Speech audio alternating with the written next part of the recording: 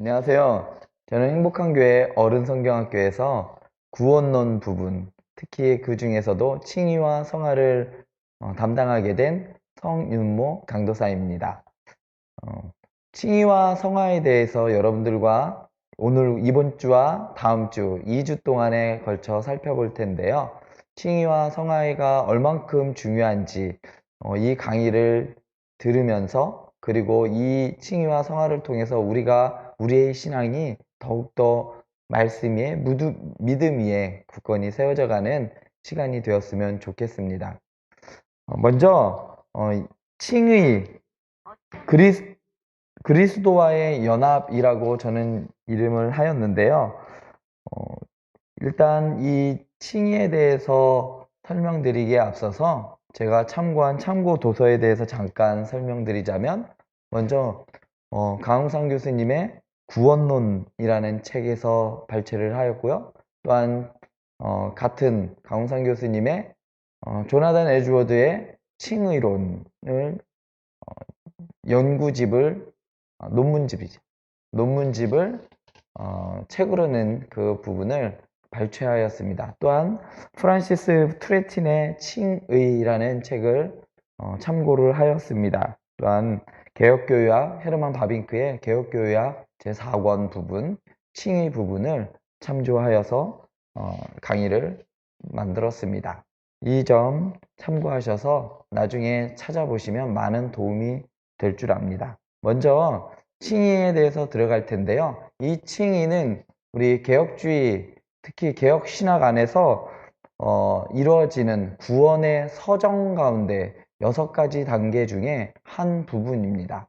그렇다면 구원의 서정이란 무엇이냐면, 우리는 구원의 서정이 시간적으로 순서대로 시간적인 배열에 의하여 이루어진다라고 우리는 생각을 할 수도 있는데요.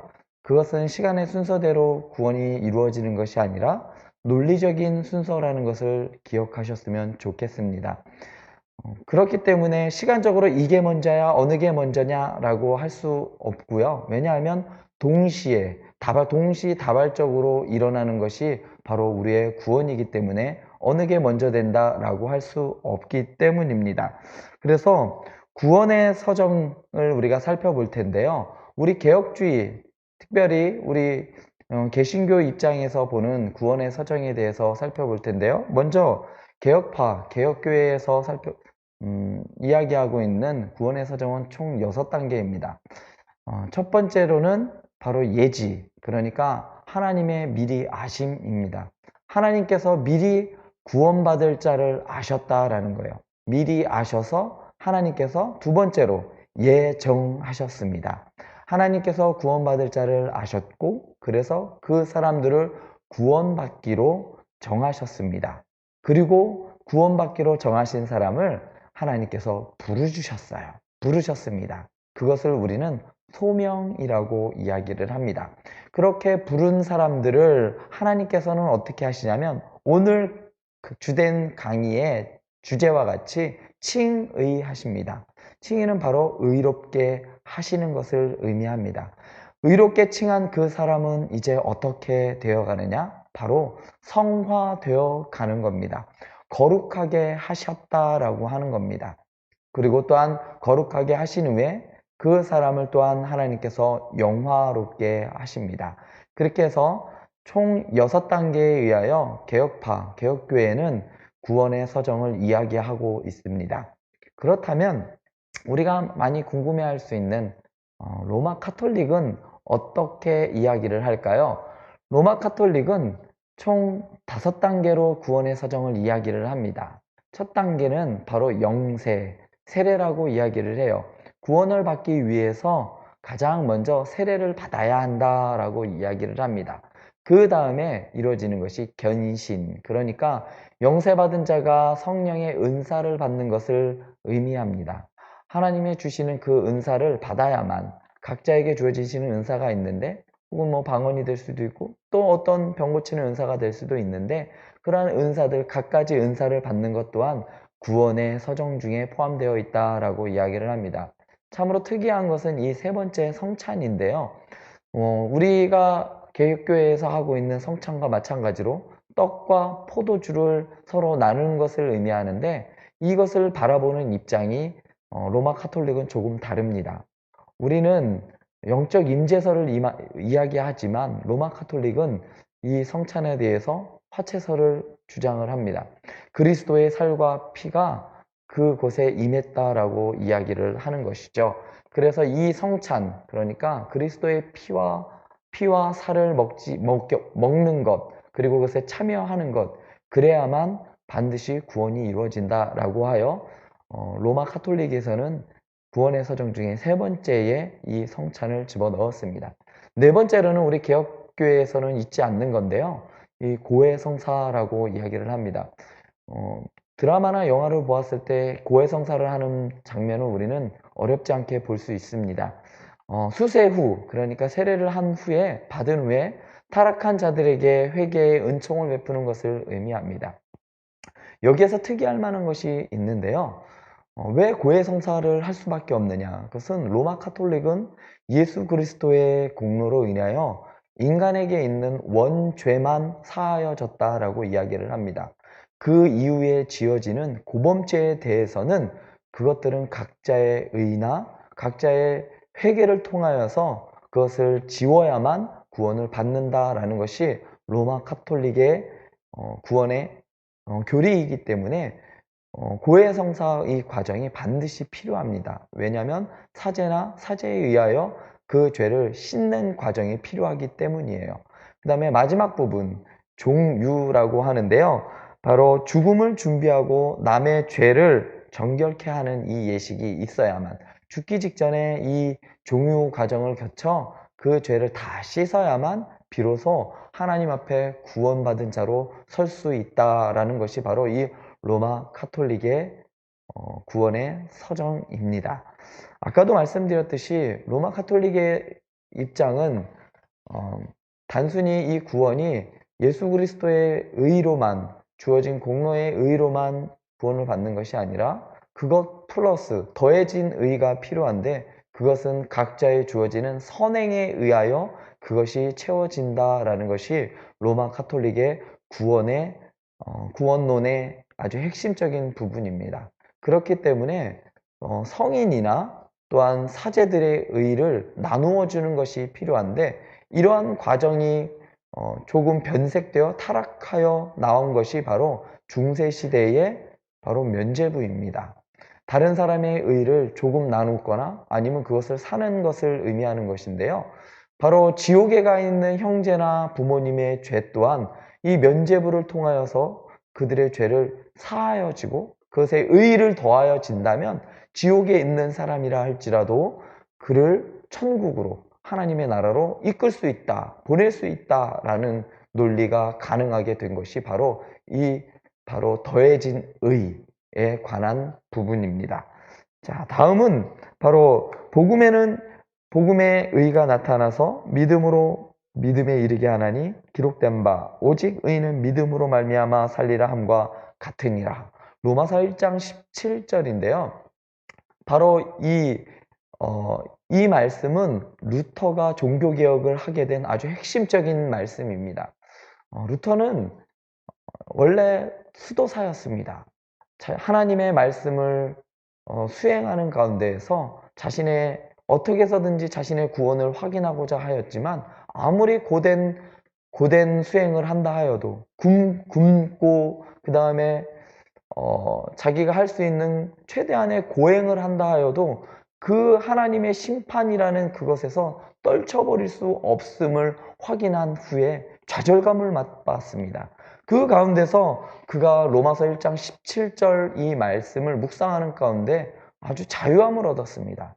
왜냐하면 나의 의로 되는 것이 아니라 오직 의인은 믿음으로 말미암아 산다라는 이 말씀이 그의 심령 가운데 박히게 되었던 것이죠.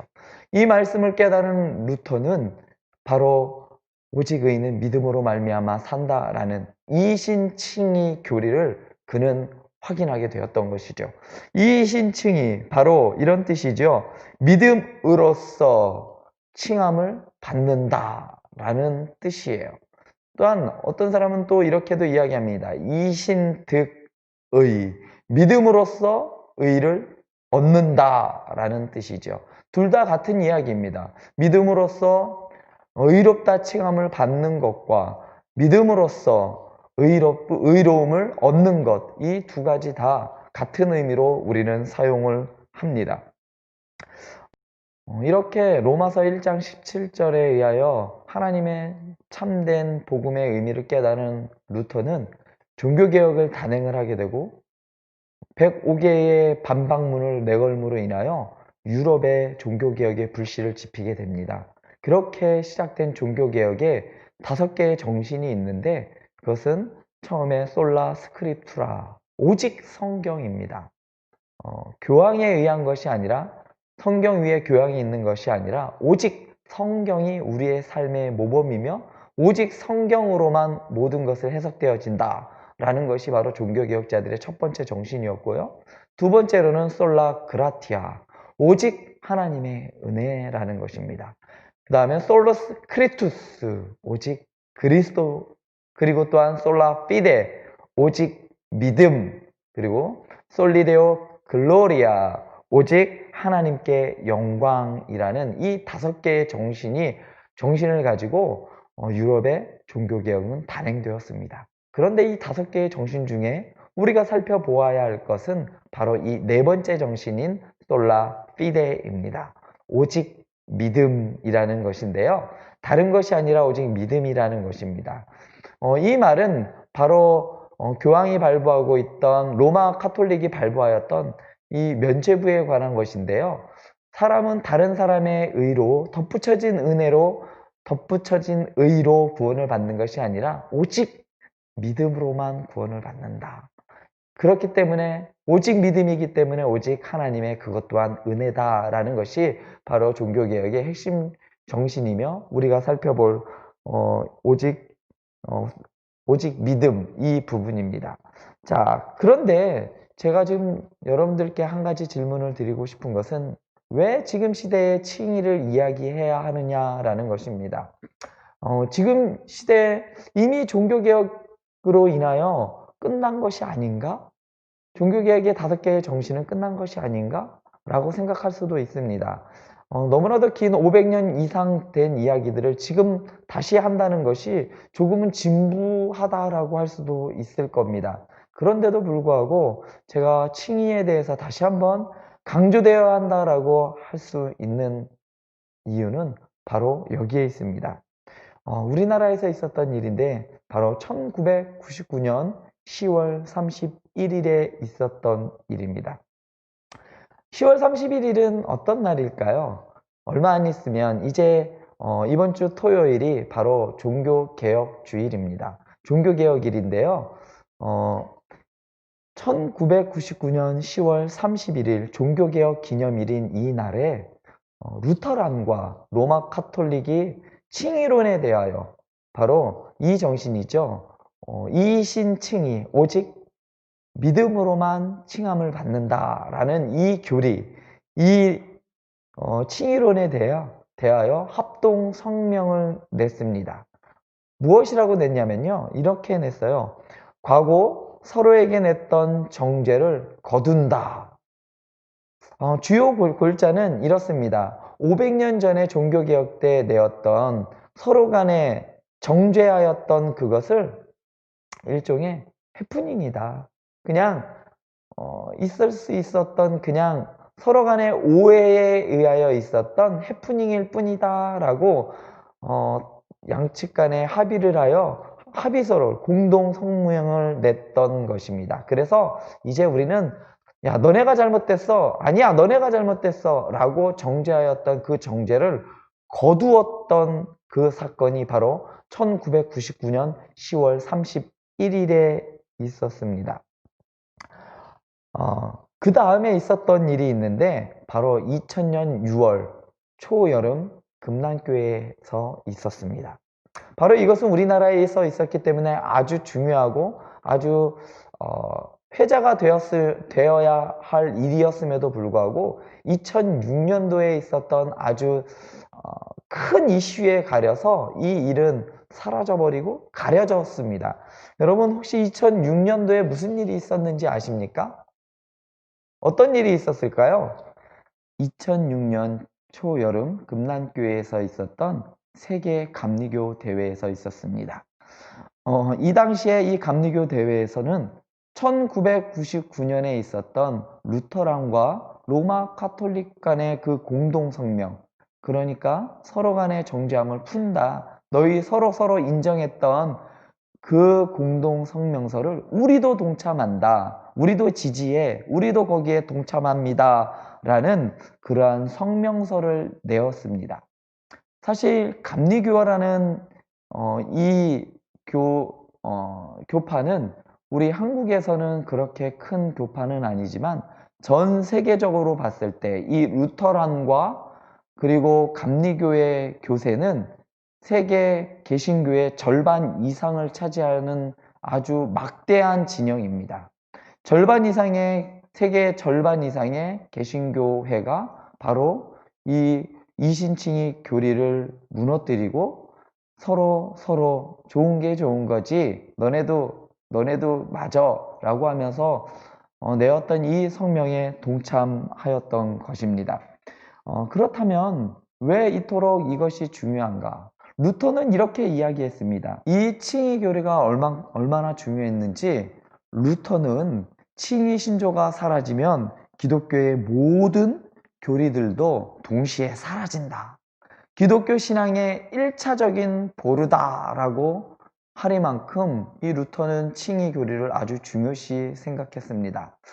또한 이렇게도 이야기를 했어요. 솔라 피데, 그러니까 오직 믿음이라는 이 정신을 거부하는 것은 복음 자체를 거부하는 것이고 우리에게 전가되는 그리스도의 의가 우리의 칭의의 유일한 근거라는 것을 부정하는 것이다 라는 이렇게 주장을 하였습니다. 그러니까 이런 것이에요. 루터는 이렇게 이야기를 합니다.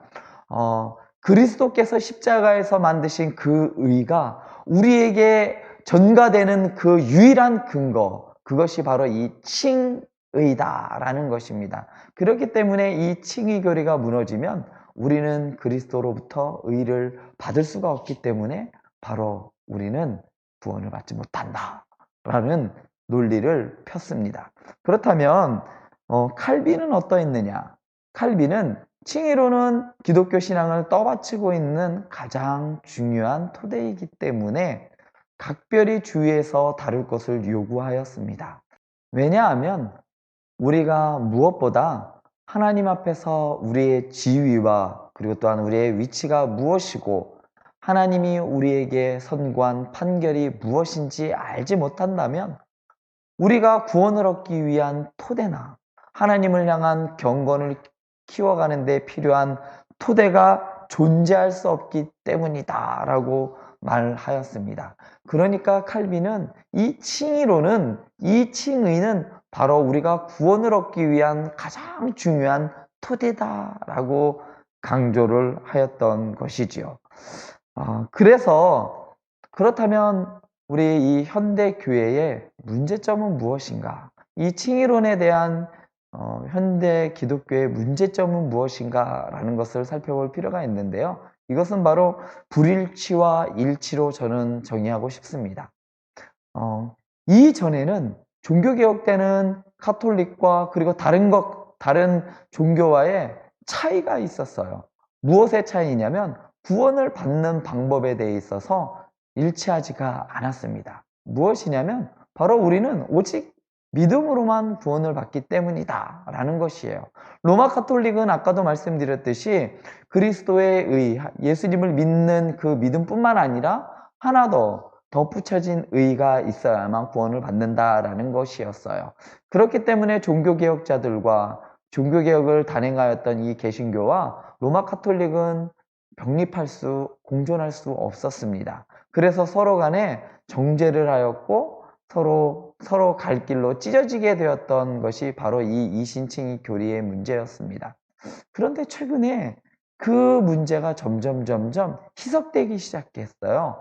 약화되기 시작했다는 것이죠. 그것은 뭐냐면 이 일치에 대하여 관심을 갖기 시작했기 때문이라고 저는 생각하는데요. 이런 것입니다.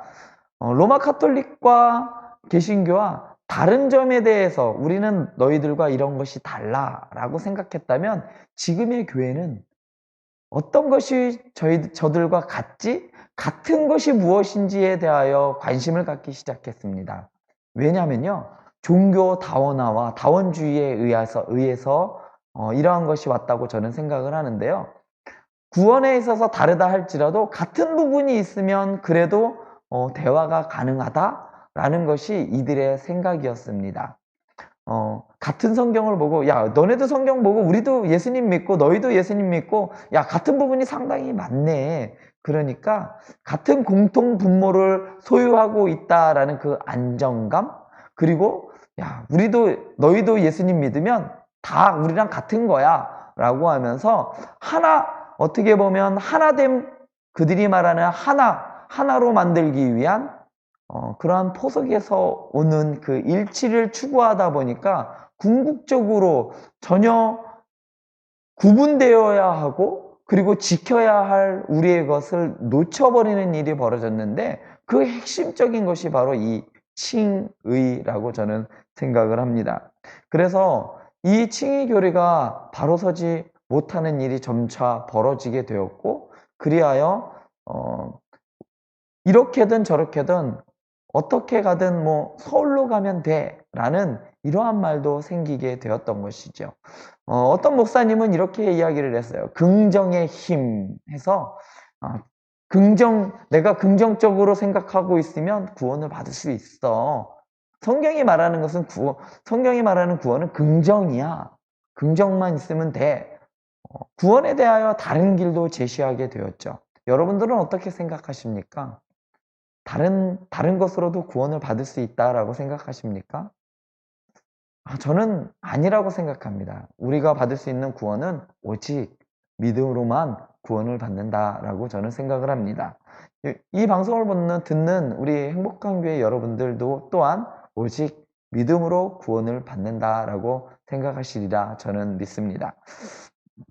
자, 그렇다면 우리가 믿는 바 칭의가 무엇인지에 대하여 확실히 알아두어야 할 필요성이 있는데요. 이 칭이라는 것은 기쁜 소식이다라고 정의하고 싶습니다. 바로 복음이라고 이야기할 수 있는데요. 바로 기쁜 소식이면서도 지금 복음이다라는 이 근거는 바로 성경에 있습니다. 로마서 8장 1절에 보면요. 이 칭의에 대해서 이 칭의는 기쁜 소식이다 라는 것을 잘 설명해 놓았는데요. 함께 읽어볼까요? 그러므로 이제 그리스도 예수 안에 있는 자에게는 결코 정죄함이 없나니 라고 이야기를 했습니다. 죄인 되었던 사람들에게 이제 그 사람에게는 야, 너는 이제 죄인이 아니야 라는 이 기쁜 소식이 들린 것이죠. 예전에 추노라는 드라마가 있었어요. 그 추노에서 주인공은 저처럼 아주 잘생긴 장혁이었죠. 식스팩을 다 가지고 있는 그 장혁이었는데요. 그의 직업은 추노꾼이었어요. 도망친 노예들을 잡는 직업을 가지고 있었죠. 그런데 그 드라마에서 보면 이렇습니다. 주인에게서 도망쳐 아주 멀리 산골, 아주 알 수 없는, 자기를 알아볼 수 없는 먼 곳까지 가서 산다 하여도 매일매일 하루하루 살아갈 때 마음 놓고 살아가지 못하더라고요. 언제 어디서 추노꾼이 들이닥칠지 모르기 때문이에요. 이 죄인됨은 이런 것입니다. 언제 어떻게 그 추노꾼, 그러니까 이 죄값을 찾는 사람이 오면 우리는 결국 우리의 죄값을 치워야만 하는 상황이라는 것이죠. 그런데 노비에게 있어서 가장 행복하고 가장 기쁜 소식은 무엇이냐면 그 노비 문서를 태우는 것이었겠죠.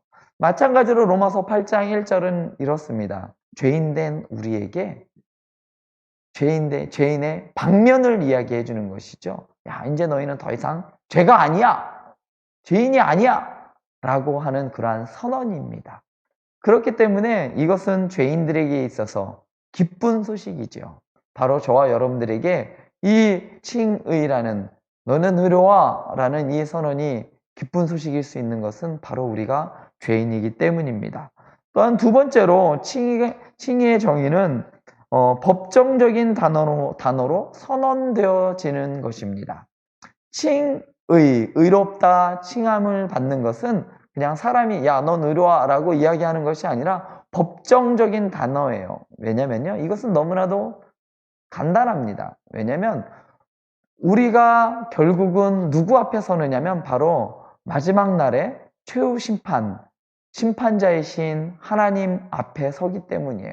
그곳에서 우리의 죄가가 드러날 것이고 그것에 따라 하나님께서는 우리를 판결을 하실 텐데 그 판결, 그 법정에서 이루어지는 그 상황, 그 칭의는 바로 그때 이루어지는 선언되어지는 것이기 때문에 법정적이라 이야기할 수밖에 없는 것이지요. 그렇기 때문에 칭의는 죄 용서입니다. 이러한 죄 용서의 사건이 구약에서도 있었는데요. 구약에서 바로 제사를 통하여 동물을 잡고 피를 흘려 제사를 지낸 그 사람의 죄를 동물에게 전가시켜 그 죄를 사하는 그 행위에 있어서도 바로 칭의라고 할 수 있는 것이지요. 그래서 구약에서 했던 그 모든 제사들은 바로 칭의 되어지는 그 과정이라고 이야기할 수 있는 것입니다. 세 번째로 칭의는요, 판사가 한 사람에게 야, 너는 죄 없어 라고 판결하는 것입니다. 구약 성경에 보면 이러한 일들이 있는데요. 바로 신명기 25장 1절에 보면 이렇습니다. 사람들 사이에 시비가 생겨 재판을 청하면 재판장은 그들을 재판하여 의인은 의롭다 하고 악인은 정죄할 것이며 라고 이야기를 했어요. 성경에 나타나는 이러한 칭의 가운데 칭의는 재판이야 나라고 할 수 있는 그 근거는 바로 이 말씀인데요. 의인은 의롭다 하고 악인은 정죄할 것이다 라는 이 말씀인데요. 의인은 의롭다 하는 것은 이런 거예요.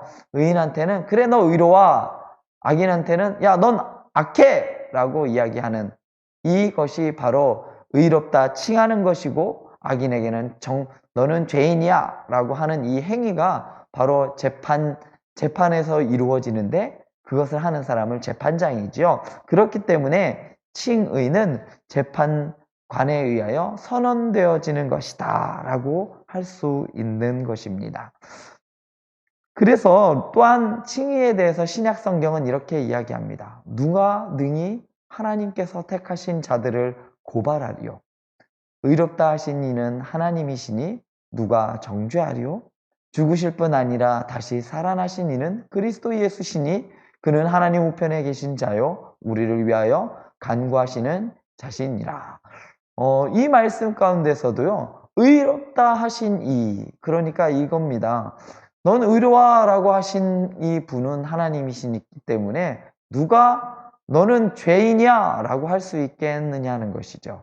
바로 선언되어졌기 때문에 하나님께서 넌 의로와 라고 선언하셨기 때문에 또한 누가 너는 죄인이다 라고 감히 이야기할 수 있겠느냐라는 것입니다. 그렇기 때문에 성경은 이렇게 칭의에 대하여 재판관에 의하여 선언되어지는 것이다 라고 말합니다. 또한 칭의 사상은 하나님의 심판과 장차 임하게 될 진노에 대한 두려움으로 삼겨놨음이 분명하기 때문에 칭의라는 단어는 법정적 의미 이외에 다른 의미로 사용할 수 없다라고 이야기를 합니다. 이 말은 프란시스 투레틴이라는 신학자가 한 말인데요. 이는 선언되어지는 것이다 라는 것을 강조하기 때문입니다. 이것은 우리 안에 어떠한 칭의되는 근거가 없다는 것을 또한 의미하는 것이에요. 이런 거예요. 나는 좀 잘생겼으니까 하나님께서 나에게 의롭다 하는 것 아닐까? 나는 이만큼 좀 착한 일을 했으니까? 나는 이만큼 하나님께 예배를 많이 했어. 나는 이만큼 주일을 잘 성수했어. 그러니까 하나님이 나를 의롭다 하지 않을까?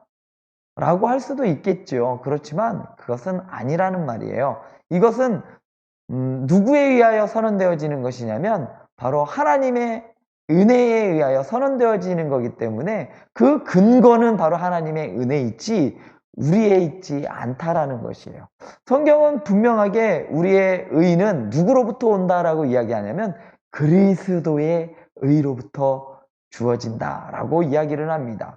그래서 그 의를 우리에게 전가시켜 주는 것이죠. 그 의를 보고 하나님께서 그 심판 가운데에서 우리에게 우리를 향한 그 죄를 향한 그 진노와 형벌을 하나님께서 가리워 주시고 그래 너는 의로와 라고 선포해 주신다는 겁니다.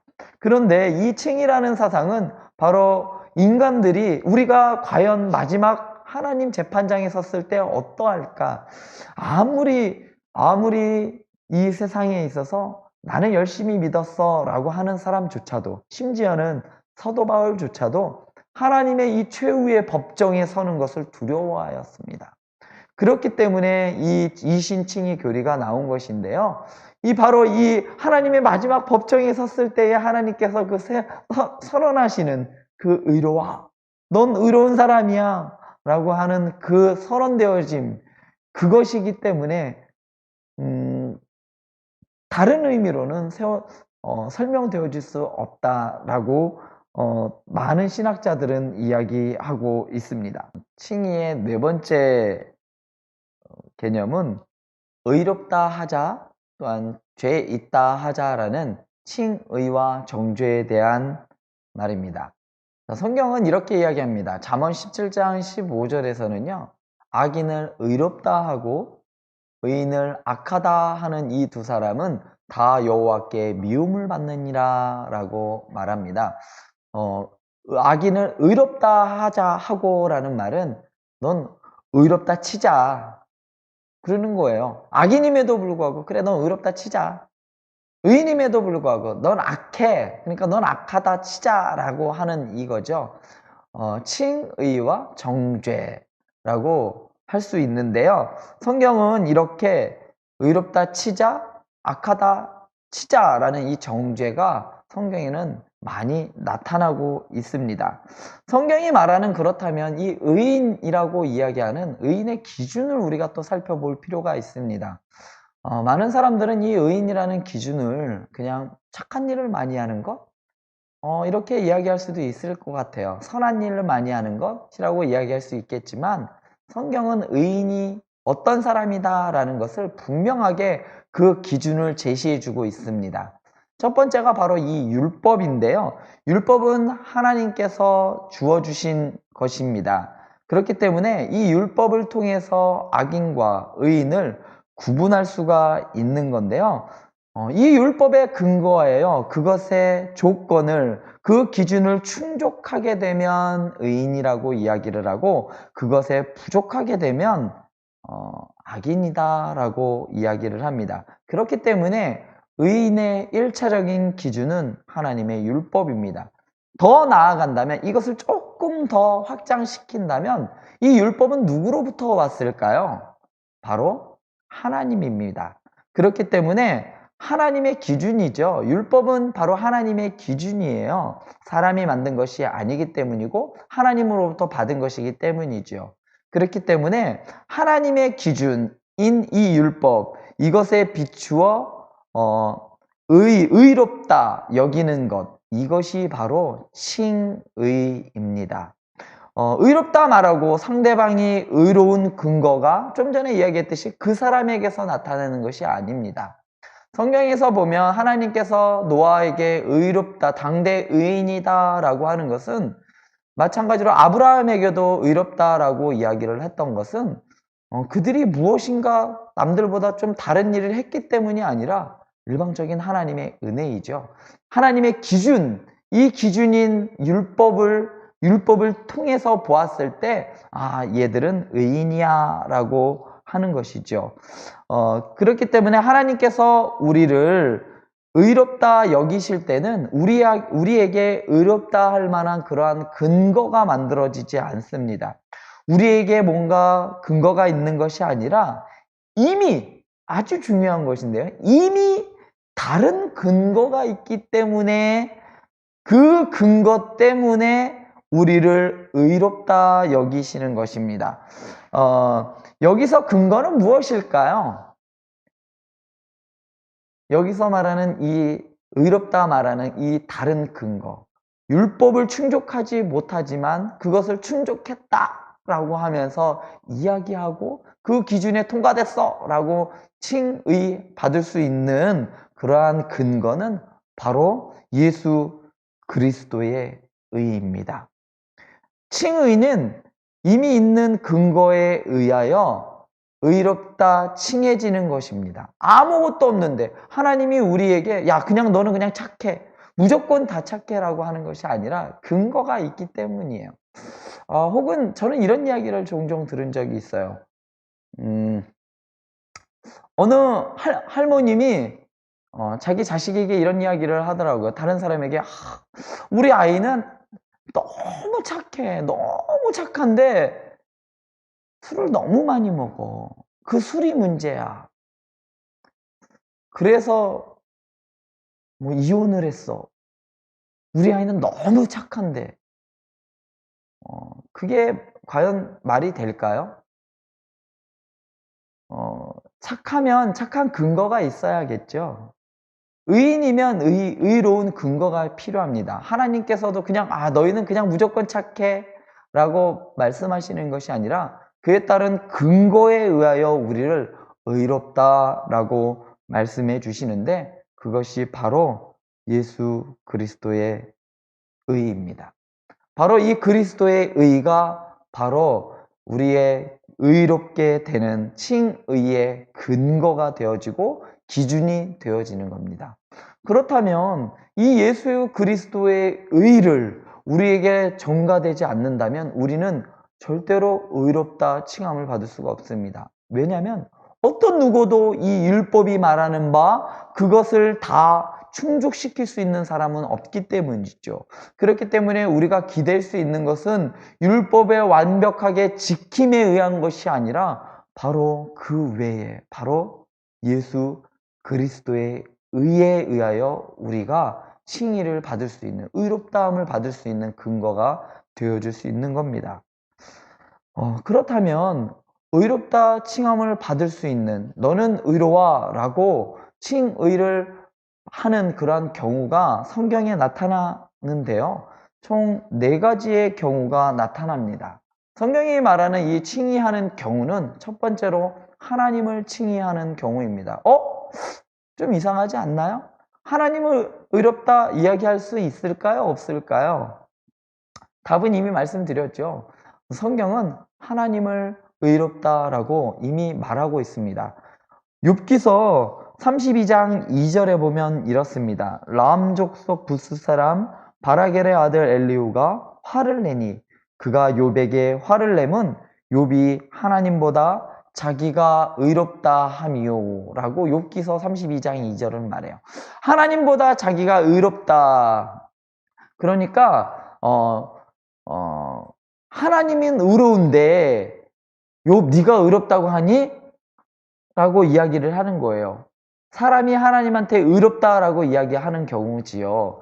또한 누가복음에 보면요. 누가복음 7장 29절에 보면 모든 백성과 세리들은 이미 요한의 세례를 받은지라 이 말씀을 듣고 하나님을 의롭다 하되라고 했어요. 모든 사람과 모든 백성과 세리들이 요한의 세례를 받고 난 이후에 하나님은 의로워 라고 하였다라는 것이에요. 심지어는 많은 사람들도 하나님은 의롭다라고 이야기를 할 수 있는 겁니다. 왜냐면요. 이것은 그냥 칭하는 것이기 때문이에요. 그냥 선언하는 것이기 때문에 가능한 것입니다. 그것은 인간이 하나님에게도 할 수 있는 것은 그런 연유이지요. 내가 하나님을 의롭다 불렀기 때문에 하나님이 의로워지는 걸까요? 아닙니다. 내가 하나님은 의로워 라고 했기 때문에 의로워지시는 것이 아니라 이미 하나님은 의로우십니다. 그렇기 때문에 하나님을 의롭다 또한 부를 수 있는 것이죠.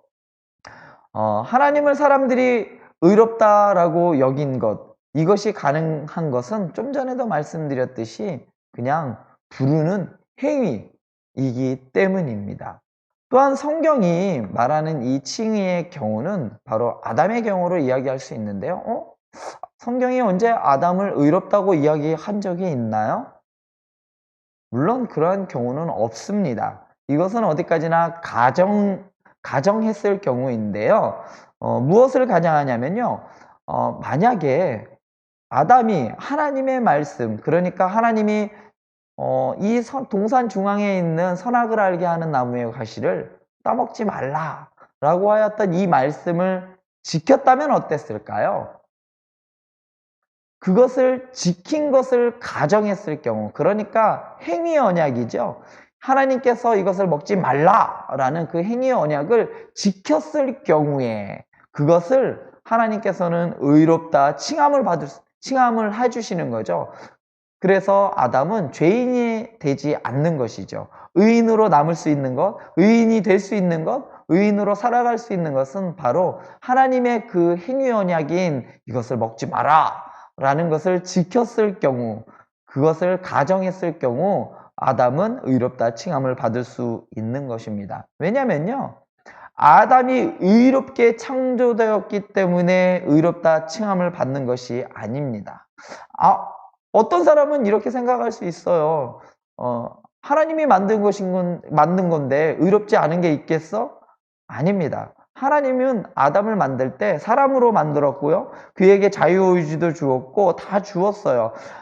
그에게 그를 의롭게 만든 것이 아니라 하나님과 사람 사이의 언약, 그러니까 행위 언약, 이 순종이라는 행위를 통해서 의롭다 칭함을 받을 수가 있는 것이었습니다.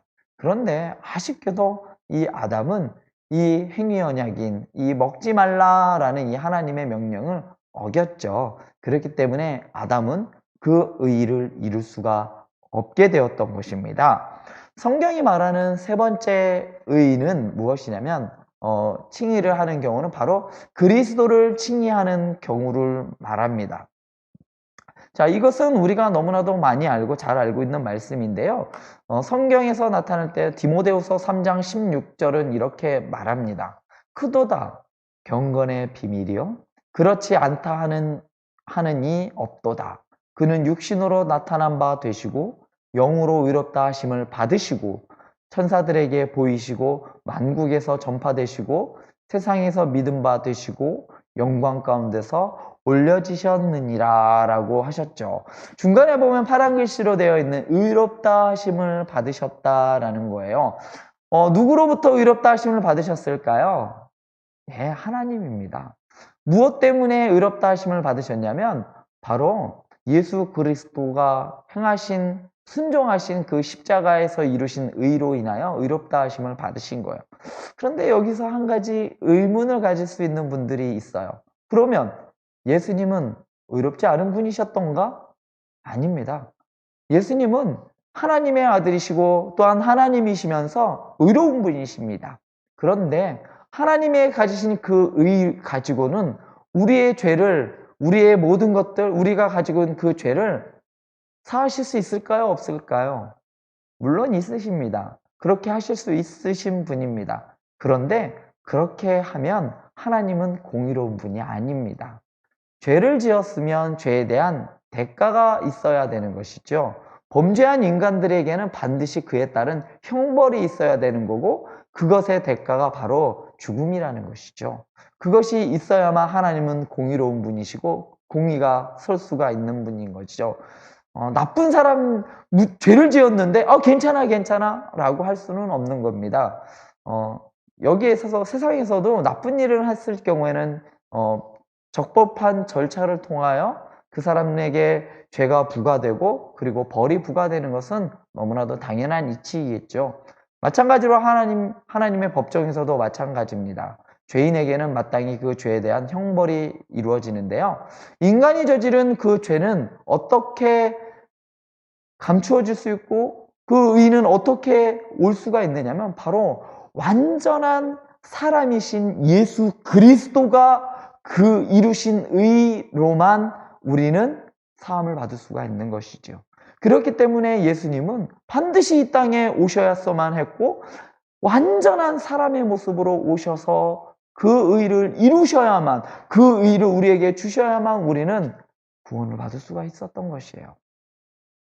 자, 네 번째 경우가 있는데요. 칭의하는 네 번째 경우는 바로 우리에게 있어서 너무나도 중요한 죄인을 칭의하는 경우입니다. 이 죄인을 칭의하는 경우는 성경 말씀 한번 볼까요? 로마서 4장 5절이에요. 한번 읽어보도록 하겠습니다. 이를 아니할지라도 경건하지 아니한 자를 의롭다 하시는 이를 믿는 자에게는 그의 믿음을 의로 여기시느니라. 자, 죄인들에 대한 칭의인데요. 비록 죄인임에도 불구하고 무엇을 믿느냐면 의롭다 하시는 이 바로 예수 그리스도죠. 예수 그리스도를 믿는 자에게는 그의 믿음, 그가 가지고 있는 죄인임에도 불구하고 그가 가지고 있는 그 믿음을 의로 여기신다라는 겁니다. 그러니까 의롭다 하시는 이 바로 예수 그리스도께서 이루신 의, 그 의를 믿는 자들에게는 그의 믿음을 의로 여겨주신다라는 이 죄인임에도 불구하고 예수 그리스도를 믿음으로 의인으로 여기신다라는 이 죄인 칭의에 대한 말씀이 바로 로마서 4장 5절에 대한 말씀이고요. 바로 이 로마서 4장 5절의 말씀은 종교개혁에 있어서 아주 핵심적인 중요한 말씀입니다. 이 말씀 때문에 이 말씀에 의지해서 종교개혁자들은 종교개혁을 단행을 하였던 것이죠. 그런데 한 가지 여러분들과 한번 생각해 볼 것이 있는데요. 그것은 바로 우리는 그냥 단순히 예수 그리스도를 믿으면 되는 것인가 라는 것이에요. 여러분들 한 가지 너무나도 뻔한 질문인데요. 한 가지 질문을 하자면 여러분 어떻게 구원받나요? 믿음으로 구원받는다 라고 할 수 있습니다. 그런데요, 더 정확하게 말씀드리자면 단순히 믿음으로 구원받는 것이 아니라 예수 그리스도를 믿는 믿음입니다. 다른 것을 믿는 것이 아니라 바로 예수 그리스도를 믿는 믿음인데요. 예수 그리스도의 십자가에서 이루신 그 의를 우리에게로 전가시키는, 우리에게로 가져오는 그 방법은 바로 무엇일까요? 바로 그리스도와 연합입니다. 사실은 루터라는 신학자는 이 그리스도와의 이 연합, 이 부분을 알지 못했기 때문에 그래서 그는 그렇다면 그 의가 어떻게 올까? 올 수 없다. 한계에 부딪혔죠. 그러나 칼빈은 바로 그리스도와 연합함으로 예수님의 그 포도나무의 비유에서와 같이 예수님은 참 포도나무고 우리는 그에 달린 가지로서 접붙임받은 가지로서 그리스도와 연합했을 때에 하나가 되었을 때에 우리에게는 열매를 맺는, 그러니까 우리가 그리스도와 연합하였을 때 우리 그리스도께서 이루신 의가 바로 우리에게로 전가되어지는 그 놀라운 은혜를 우리가 경험할 수 있는 것이죠. 그렇다면 어떻게 우리는 계속해서 그리스도와 연합할 수 있을까요? 그것을 성경은 바로 믿음이라고 이야기를 합니다. 그렇기 때문에 믿음의 행위는 계속해서 그리스도와 연합하려고 하는 그 행위, 그것을 믿음이라고 하고 그 안에 머물러 있을 때에 우리는 비로소 우리는 의롭다 칭함을 받을 수 있는 것이죠. 한 가지 또 말씀드리자면 이런 겁니다. 우리는 지금 의인이라 칭함을 받고 있나요?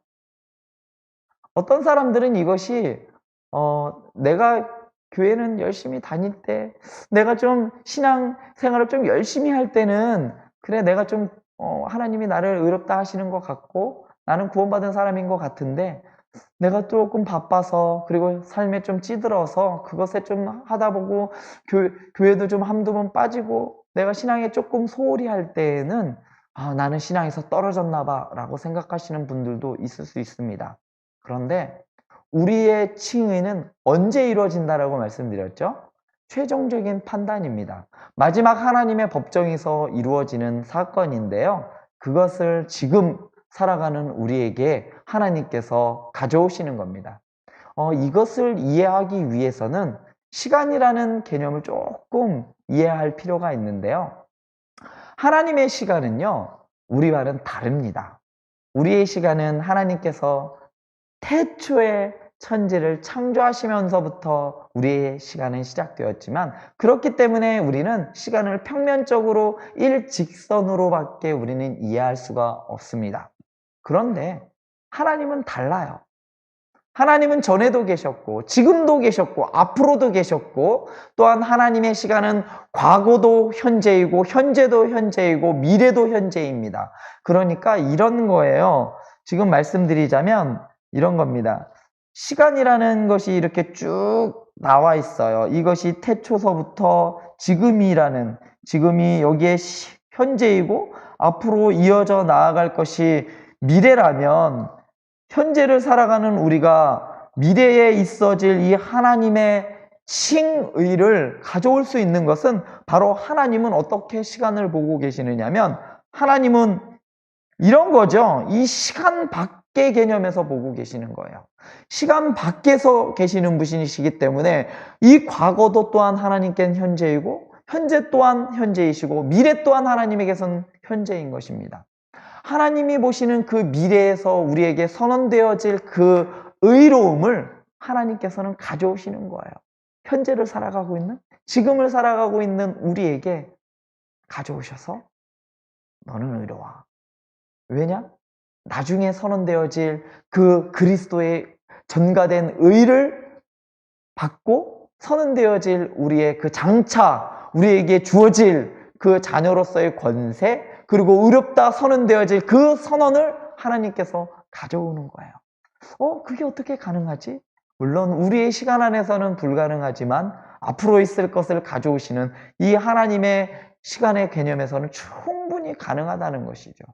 그래서 사탄조차도 지금, 아니 저렇게 지저분한 사람이, 저렇게 죄 많은 사람을, 저는 지저분한 사람을 어떻게 의롭다라고 하십니까? 라고 할 수 없는 것은 바로 나중에 선언되어질 그 하나님의 그 선언되어진 의를 우리에게 가져오기 때문입니다.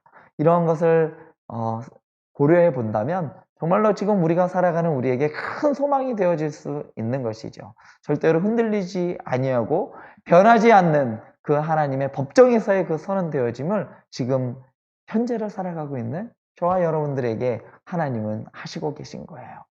뭐라고요? 너는 의로워. 너는 의로워. 무엇 때문에? 예수 그리스도와 연합함으로 너희는 의로워. 예수님을 믿기 때문에 너희는 의로워. 라고 말씀하시는 것입니다.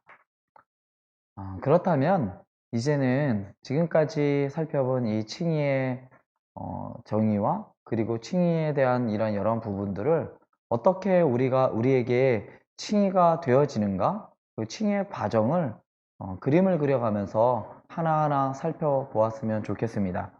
자, 먼저 여기에 하나님의 의가 있습니다. 하나님께서는 의로우신 분이기 때문에 위에 하나님이 계시는데요. 하나님께서 아담에게 명령을 하세요. 뭐라고 명령하셨을까요?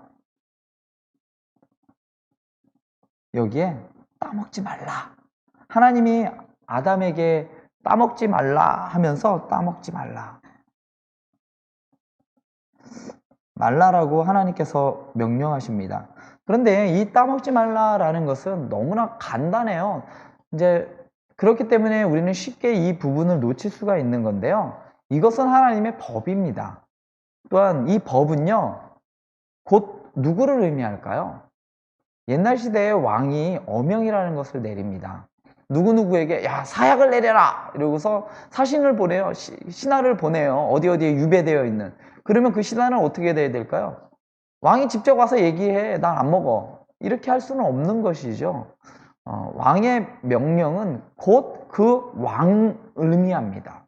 그렇기 때문에 하나님께서 먹지 말라라는 이 명령 안에는 곧 하나님이 들어가 있는 거예요.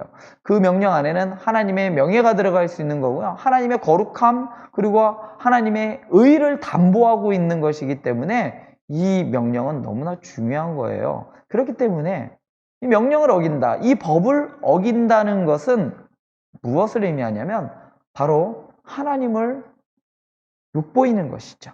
하나님의 이름을 거부한 것이죠. 하나님의 의를 깨뜨린 것이고 하나님을 침범한 것입니다. 나 안 지켜. 안 지켜도 돼. 이것은 곧 부모님을 침범한 것이죠. 우리의 자녀들이 야 아이들에게 너 이것 좀 이렇게 좀 해. 안 할 건데? 그 명령을 지키지 않으면 그 아이는 부모님을 어긴 것이죠. 부모님의 권한을 침범한 것이죠. 그래서 어떡하죠? 우리는요? 물론 네, 그렇죠. 등짝을 때립니다. 왜냐하면 그거에 따른 합당한 벌을 내리지요. 자, 마찬가지로 하나님께서 하나님을 침범한 이 아담에게 아담에게도 벌을 내리시는데 이것은 또한 이 법을 잘 지킨다라는 것은 어떨까요? 우리나라에도 모든 나라마다 법이 있습니다. 이 법을 잘 지키는 것만이 그 나라를 잘 유지하고 지키는 근간이 되는 것이 이 법을 잘 지키는 겁니다. 그래서 이 법을 잘 지킨다라는 것이 그것에서 무엇이 나오냐? 가치가 나오는 것이겠죠. 우리나라의 가치는 이 법을 잘 지키는 것에서 나오는 것이듯이 하나님의 말씀을 잘 지키는 것, 그것에서부터 우리에 대한 가치, 아담에 대한 가치가 나오는 것인데 그것을 지키지 않았기 때문에 아담은 그 가치를 잃어버렸어요. 자, 그래서 이루어진 것이 무엇이냐면 두 가지가 이루어지게 되는데 첫 번째로는요, 말씀드리면 긍정적인 구속력이 생겼어요. 아담의 범죄함으로 긍정적인 구속력이 생겼다면 그렇다면 반대는 또 뭐가 있을까요? 또 하나 긍정이면 부정이 있겠죠. 부정적인 구속력이 생겼는데요. 이것은 뭐냐면요.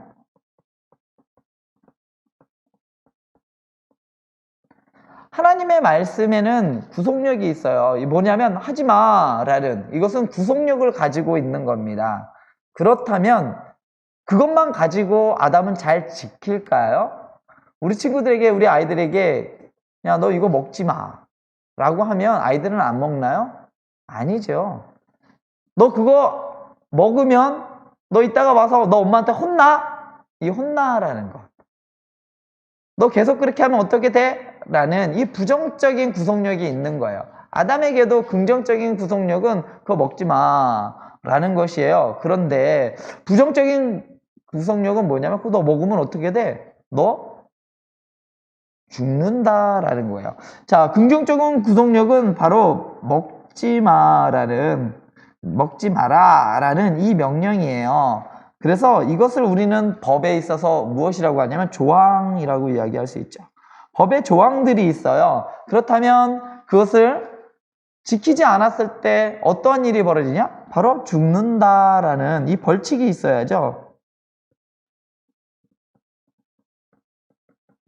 예를 들면 이런 겁니다. 요 앞에 가면 이제 신호등이 있어요. 시속 60km 이상 달리면 무슨 일이 벌어질까요? 찍힙니다. 자, 만약에 찍히는 것으로만 끝난다면 운전자들은 어떻게 할까요? 무시합니다. 그냥 지나가는 거죠. 왜냐하면 뭐 별다른 일이 생기지도 않는데. 그러나 그냥 무시하고 그것을 지키지 않고 지나가면 어떤 일이 벌어지냐면요. 며칠 후에 한 2주 후에 뭐가 날라오죠. 범칙금 부과가 나옵니다. 신호위반은 8만 원입니다. 자, 너무나도 속이 상하지만 이 어겼을 경우에 대한 그 부정적인 구속력이 바로 범칙금으로 나오는 거죠. 살인하지 마. 그러면 어떻게 되냐면 그거에 따른 형을 살아. 모든 법에는요. 긍정적인 구속력 하지 말라 뭐 조항이 있지만 그거에 따른 부정적인 구속력이 있습니다. 부정적인 구속력이 있어야 사람은 지킬 수가 있는 거예요. 그래도 마찬가지로 하나님께서 먹지 말라라는 이 긍정적인 구속력과 함께 부정적인 구속력, 너 먹으면 죽어 라는 이러한 구속력, 그러니까 벌칙을 주었습니다. 이렇게 아담은 결국 이 구속력, 이 율법이죠. 하나님의 이 법의 테두리를 어떻게 했을까요? 무너뜨립니다. 지키지 못하게 돼요. 그래서 어떻게 될까요? 어떤 일이 벌어졌나요? 이것을 회복하기 위해서 바로 이로 인해서 우리에게 들어온 것이 무엇이냐면 원죄라는 것이 들어왔어요. 죄라는 것이 들어왔다는 것이죠. 아담에게 죄가 들어옴으로 인해서 우리 모두에게 죄가 들어왔어요. 그런데 참 속상하게도 이 죄의 값은 사망이에요. 죄의 값은 죽음으로서만 이것을 갚을 수가 있는 겁니다. 그래서 하나님께서 죽을 수밖에 없는 죄인들을 위해서 하나의 대안을 마련해주고 대책을 세우셨는데 그게 바로 예수 그리스도입니다. 자, 이 예수 그리스도께서는 무슨 일을 하셨을까요? 예수 그리스도는요, 첫 번째 아담은 실패했어요. 첫 번째 아담이 실패했는데 무엇을 실패했죠? 하나님의 말씀에 순종하는 것을 실패했어요. 그죠? 율법을 지키는 것이죠. 무엇이냐면 하나님의 명령, 먹지 말라라는 이것을 어떻게 했어요? 지키지 못했어요. 그래서 죽게 되었던 것이죠. 그래서 두 번째 아담, 그리고 마지막 아담이신 예수 그리스도께서 오셔서 그것을 완성하시는데, 자, 어떻게 예수님께서는 이것을 완성하시냐면요. 우리는 잘 알고 있는 바와 같이 무엇을 하셨죠? 예수님께서? 율법에 대하여 순종하셨습니다. 예수님께서는 율법에 대하여 순종하셨어요. 왜냐하면요, 예수 그리스도께서 하신 일은 법을 긍정적으로 지키는 일을 이루신 거예요. 왜 율법에 대하여 순종할 수밖에 없으셨냐? 바로 아담이 실패했던 이 하나님의 말씀, 율법에 대한 이 실패를 예수님은 완성하시기 위하여, 순종을 하시기 위하여. 왜냐하면 그거에 대한 등가 원리가 이루어지는 것이죠. 아담이 율법에 대하여 실패했기 때문에 그 두 번째 아담인, 마지막 아담인 예수 그리스도께서 오셔서 그 순종하지 못했던 그 율법을 순종하심으로 이루시는 거죠. 그래서 이것을 이루시기 위하여 성경은 무엇이라고 이야기를 하냐면 예수님은 율법 아래 오셨다라고 이야기를 하는 이유가 바로 이겁니다. 이 아담이 이루지 못했기 때문에 그것을 예수님은 순종함으로 온전히 순종하여 이루시기 위하여 율법 아래 나신 것이죠. 여러분, 율법 아래 나시는 분이 율법보다 못하신 분일까요? 그렇지 않습니다. 율법보다 위에 계신 하나님과 동등되신 예수 그리스도입니다. 예수님이세요. 그럼에도 불구하고 자기를 낮추어 율법 아래 오신 것은 그냥 낮은 자의 모습을 보여주시기 위함이 아니라 첫 번째 아담이 실패하였던 하나님의 말씀에 대한 순종, 이것을 이루시기 위하여 율법에 대하여 순종하셨고 율법 아래 나셨던 것이지요. 또한 예수님께서 이루신 것은 이 율법에 대하여 순종하신 것만 아니라 또 어떻게 하셨죠? 예수님께서 십자가에 달려 죽으셨어요. 이것을 우리는 무엇이라고 얘기하냐면 대속의 죽음이라고 이야기합니다. 두 글자로 이것을 우리는 속죄라고 이야기를 합니다. 자, 이 속죄인데요. 여러분, 이런 게 있습니다. 어떤 사람은 1년에 범칙금을 20장, 30장 내는 사람이 있어요. 이 범칙금을 많이 냈다고 해서 상을 주나요? 상을 주지 않습니다. 범칙금을 아무리 많이 낸다고 해도 상을 받을 수가 없습니다. 마찬가지로 예수님이 우리를 대속하여 속죄하여도 우리는 칭의를 받을 수가 없습니다. 왜냐하면 우리의 죄에 대한 부분만 예수님께서 속죄하셨기 때문이에요. 무엇이 이루어져야만 하냐면 예수 그리스도의 대속과 함께 율법의 순종이 이루어져야만 의롭다 칭함을 받을 수가 있는 것입니다. 우리 스스로 아무리 율법을 잘 지킨다고 해도 그것을 잘했습니다 라고 이야기하지 않습니다. 법을 잘 지킨다고 해서 여러분 잘 지켰어요. 저도 여태까지 별로 그렇게 크게 죄 짓지 않고 잘 살아왔는데요. 저 법 없어도 살 사람인데요. 그렇다고 해서 나라에서 상 주나요? 그렇지 않습니다. 마찬가지로 아무리 예수님께서 우리의 죄만을 용서했다고 해서 우리에게 남겨져 있는 우리의 의가 되어질 수는 없다는 겁니다. 자, 예수님께서 율법에 순종하심으로 인해서 무엇을 이루셨냐면 바로 긍정적인 의를 이루셨어요. 긍정적 의죠. 아까 전에 말씀했듯이 긍정적 구속력, 아까 말씀드린 처음에 긍정적 구속력을 가지고 있던 먹지 말라라는 그것에 대한 긍정적인 의를 예수님께서 율법의 순종함으로 이루셨어요. 그렇다면 이 대속의 죽음, 십자가의 죽으심, 그 속죄는 무엇을 예수님께서 이루신 것일까요? 여기서 부정적인 의를 예수님께서 이루신 거죠. 부정적인 의, 이것을 바로 사함이라고 이야기를 하는데요. 우리의 죄까지요. 아담이 그것을 다 짓지 못했기 때문에 부정적으로 남아있는 것이 있죠. 무엇일까요?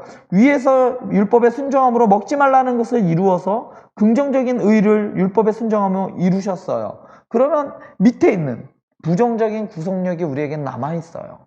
그것이 바로 이 죽는다라는 이 벌칙이 남아있는 것인데, 그것을 예수 그리스도께서 이 대속의 죽음, 속죄, 그러니까 죽는 속죄를 통하여 이 죽음, 대속하여 대신 죽으심으로 우리가 죽어야 하는 그것을 예수님께서 대신 져주신 것이죠. 그래서 무엇을 이루셨냐? 바로 부정적인 의를 예수님께서 이루어 주신 것이죠.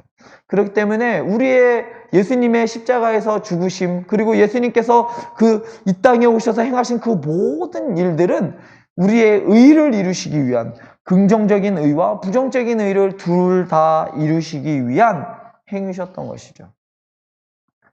이것을 신학자들은 이렇게 이야기합니다. 혹 어떤 분들은 이런 이야기를 들으신 분들도 계실 수 있어요. 이 율법에 대하여 순종하셨다라는 것을 무엇이라고 이야기하냐면 능동적 능동적이라고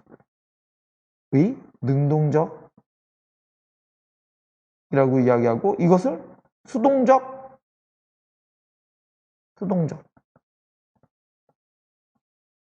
수동적이라고 말하기도 합니다. 물론 이것을 딱 구분하는 것은 의미 없다라고 이야기하는 분들도 있어요. 정말 이렇게 예수님께서 이루신 것이 이것은 이거고 저것은 저것이다 라고 이야기할 수는 없습니다. 왜냐하면 이것은 그냥 예수님에 의하여 그냥 동시에 이루어졌기 때문이에요. 마찬가지로 우리의 구원도 아까도 처음에 말씀드렸듯이 우리의 구원의 서정은 시간의 순서대로 배열되어 있는 것이 아니라 그냥 논리적으로 그냥 이렇게 생각했을 때 이렇게 어떤 것은 동시에 일어나기도 하기 때문에 어떤 것이 먼저다 뒤다 말할 수는 없지만 이러한 개념 안에서 이루어진다라는 그러한 개념에서 말씀드렸다면 예수님께서 이루신 의, 능동적인 의와 이 수동적인 의도 마찬가지로 개념적으로 그냥 이루어진 거다라고, 이러한 개념 가운데 있다라는 것을 알면 되겠습니다. 이것은 이거다, 이것은 어디서부터 어디는 딱 이거다 라고 구분지어서 이야기를 한다면 그것은 참 큰 오류를 만들 수가 있습니다. 이것은 예수님께서 동시에 한 번에 이루신 의가 바로 율법의 순종함으로 대속에서 죽으신, 십자가에서 죽으심으로 이루신 의라는 것이죠. 예수님께서 이렇게 이루신, 능동적으로 수동적으로 이루신, 여기에서 이루신 의, 바로 너무나도 중요한 것이죠. 이 의가 그리스도께서 이 땅에 오심으로 완전한 사람으로 이루신 긍정적이고 부정적인 이 의, 그리스도께서 이루신 이 의가 어떻게 되느냐? 바로 이것을 우리가 무엇함으로? 믿음으로. 우리가 믿음으로 어떻게 한다고 말씀드렸죠? 여기 그리스도와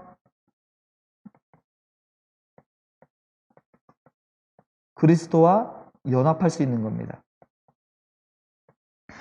우리가 믿음으로 그리스도와 연합할 수 있는 거예요. 무엇을 믿음으로? 바로 예수 그리스도께서 십자가에서 이루신 이 의를 믿음으로 우리가 그리스도와 연합할 수 있는 거예요. 그리스도와 연합할 수 있는 것. 그런데 이 믿음, 긍정적인 의와 부정적인 의, 예수 그리스도께서 십자가에서 온전히 이루신 이 의를 믿는 이 믿음, 이것을 성경에서는, 그리고 오늘 제가 말씀드린 무엇이냐면 바로 이것이 바로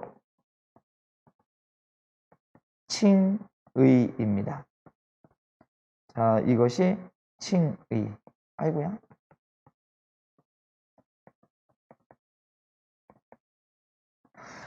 우리가 어떻게 칭의를 받느냐면 그리스도께서 나를 위하여 십자가에서 죽으셔서 율법에 온전히 순종하셔서, 그리고 또한 나를 위해 죽으셔서 대속하여 주셨기 때문에 그 대속의 의를 믿는 믿음, 그 예수를 믿는, 그리스도를 믿는 믿음, 그렇게 믿을 때 우리는 칭의, 의롭다 칭함을 받을 수 있는 겁니다.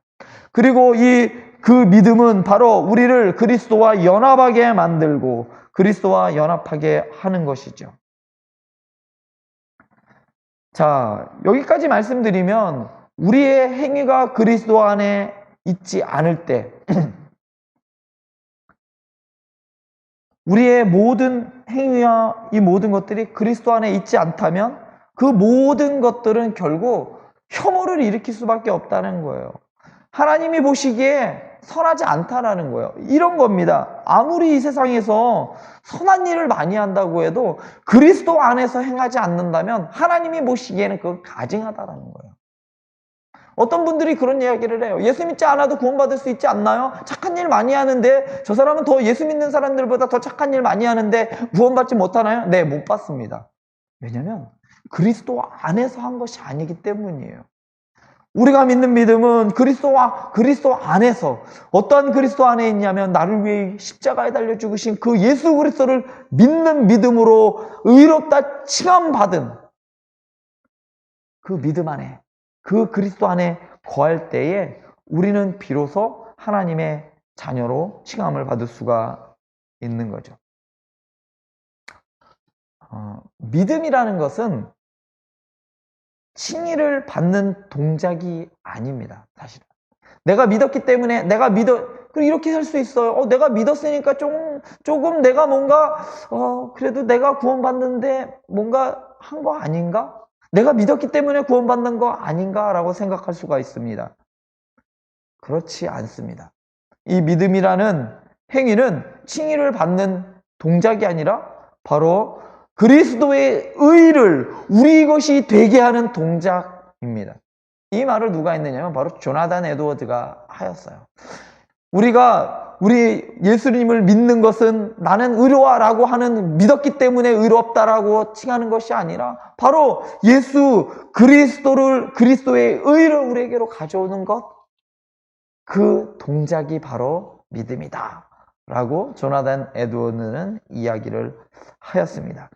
우리가 그리스도 안에 계속해서 머물러 있어야 합니다. 왜냐하면 그리스도와 연합하기 위해서는 그리스도 안에 머물러 있어야 하는데, 이 계속해서 머물러 있게 하는 것, 들어오게 하는 것, 우리가 밖에 있었지만 우리를 이 안으로 들어오게 하는 행위가 무엇이냐면 바로 믿음으로 우리가 그리스도 안에 연합하게 만들고 계속해서 우리가 이 안에 머물러 있는 것. 자, 말씀드리자면 우리가 이 안에 계속해서 머물러 있는 것, 어떻게 해서? 그리스도와 연합해서 계속해서 머물러 있는 행위, 머물러 있는 상태, 이것을 무엇이라고 하냐면 바로 성화라고 말합니다. 그리스도와의 연합은 우리에게 의로움을 가져오는 행위, 의로움을 가져다 줄 뿐만 아니라 우리를 계속해서 하나님의 자녀로서 거룩하게 살아가게끔 하는 그 원동력, 그것이 어디서부터 기인하느냐면 바로 그리스도와 연합하는 것에서부터 나온다는 것이죠.